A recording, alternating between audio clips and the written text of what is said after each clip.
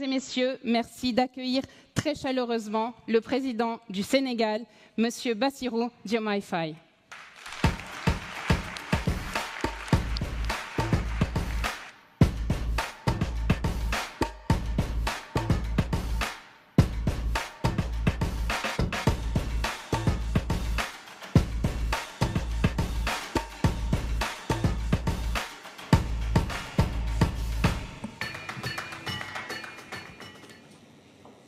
Excellences, Monsieur le Président de la République française, Monsieur Emmanuel Macron, chers collègues, chefs d'État et de gouvernement, Monsieur le Président du Comité exécutif du CIO, chers membres du mouvement olympique, Mesdames, Messieurs, je voudrais à l'entame de mon propos remercier le Président Emmanuel Macron et Monsieur Thomas Bach, Président du comité exécutif du CIO, pour leur aimable invitation à ce sommet des Jeux du développement durable en prélude des Jeux olympiques Paris 2024.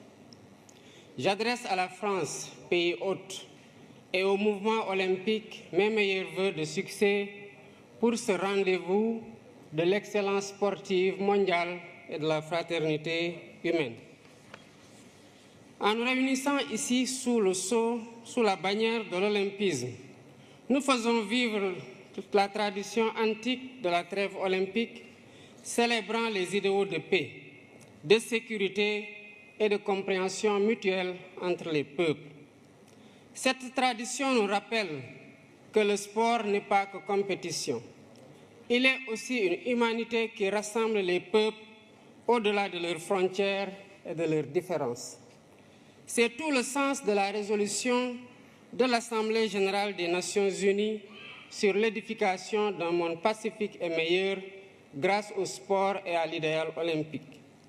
Cependant, force est de constater que l'idéal olympique est aujourd'hui mis à rude épreuve par la tragédie de la guerre, de la violence sous toutes ses formes et des inégalités sans cesse croissantes au sein et entre les nations. Mesdames et Messieurs, ce sommet qui s'inscrit dans la continuité du pacte de Paris pour les peuples et la planète et la perspective du sommet de l'avenir en septembre prochain à New York nous interpelle sur l'urgence d'œuvrer de façon plus résolue à la réalisation des objectifs de développement durable. Inspiré par l'idéal olympique, notre rencontre devrait sonner le réveil des consciences sur les inéquités persistantes d'un ordre mondial historiquement dépassé. Si nous voulons que les choses changent, il nous faut changer les règles du jeu. Je pense à l'évasion fiscale, aux congés fiscaux abusifs et aux autres flux financiers illicites qui privent nos pays de ressources vitales au financement du développement. Je pense à la question lancinante du traitement juste et équitable de la dette ainsi qu'au système de notation biaisé sur l'évaluation du risque concernant l'Afrique. Je pense aux conditions inéquitables de la transition énergétique, quand certains partenaires interdisent le financement à l'étranger de sources d'énergie fossiles, y compris le gaz, alors qu'ils continuent d'utiliser eux-mêmes des sources beaucoup plus polluantes comme le charbon. Je pense à l'architecture de la gouvernance économique, politique et financière mondiale, héritée de la Seconde Guerre mondiale, dont la composition des organes et le processus de décision ne reflètent plus les réalités de notre temps. À maintes reprises et à juste titre, le secrétaire général des Nations Unies a alerté sur le risque de fragmentation d'un système international obsolète et non inclusif. À l'évidence, un système qui perpétue le statu quo et ignore les besoins légitimes de sa grande majorité crée les germes de sa remise en cause et la recherche de voies alternatives. La mutation du groupe des BRICS en un sud global plus large montre à quel point le système international est contesté et combien il urge de le réformer pour le rendre plus inclusif, plus juste, plus transparent dans l'intérêt compris de tous. La réforme est possible si nous y mettons la volonté politique nécessaire. Excellences, Mesdames et Messieurs, dans 2 ans, le Sénégal accueillera le premier événement de l'olympisme en Afrique, avec les Jeux olympiques de la jeunesse. C'est un honneur que nous partageons avec notre continent. Merci au président Thomas Bach et merci aux membres du CIO pour le choix unanime porté sur le Sénégal pour abriter ce rendez-vous historique de la jeunesse mondiale. Conformément aux engagements convenus, nous préparons l'événement en tenant compte de 3 impératifs.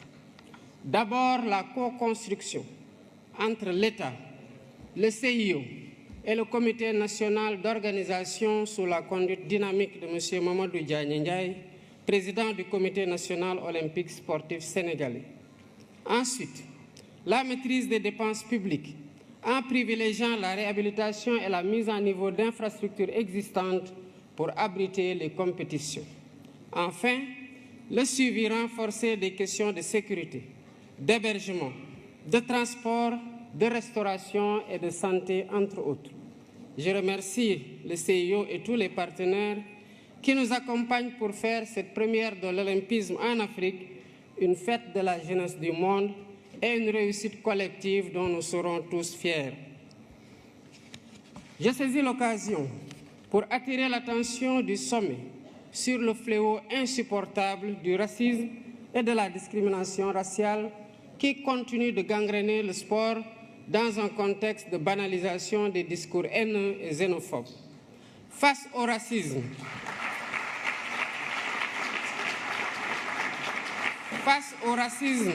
et à la discrimination raciale, nous devons rester debout et intransigeants.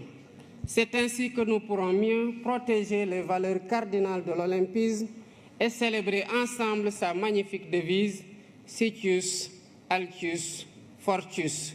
Je vous remercie de votre aimable attention. Mesdames et messieurs, merci d'accueillir très chaleureusement le président du Sénégal, M. Bassirou Diomaye Faye.